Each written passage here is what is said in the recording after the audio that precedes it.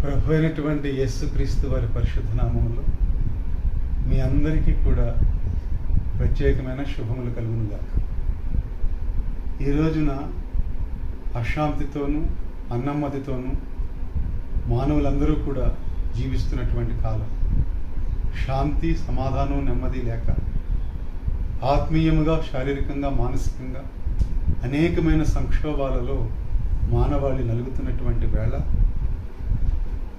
మన ప్రీతమ రక్షకుడు 2000 సంవత్సరాల క్రితం ఒక అద్భుతమైన మాటను సెలవిచ్చారు. యోహాను సువార్త 14వ అధ్యాయము 27వ వచనం. శాంతి మీకు అనుగ్రహించి వెళ్ళుచున్నాను, నా శాంతిని మీకు అనుగ్రహించుచున్నాను. లోకమిచ్చినట్టుగా నేను మీకు అనుగ్రహించటలేదు. మీ హృదయమును కలవరపడనీయకుడి, వెరవనీయకుడి. ఈ వచనం ద్వారా దేవుడు ఈ సమయంలో మనతో మాట్లాడుతున్నాడు.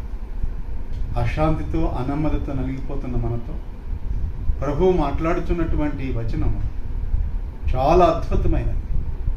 నా శాంతినే మీకు అనుగ్రహించుచున్నాను. ఆయన అనుగ్రహించేటువంటి శాంతి కోసం, సమాధానం కోసం మనస్ఫూర్తిగా, హృదయపూర్వకంగా మనం ప్రార్థిస్తే ఆ సమాధానము, శాంతి కూడా పొందగలుగుతాం.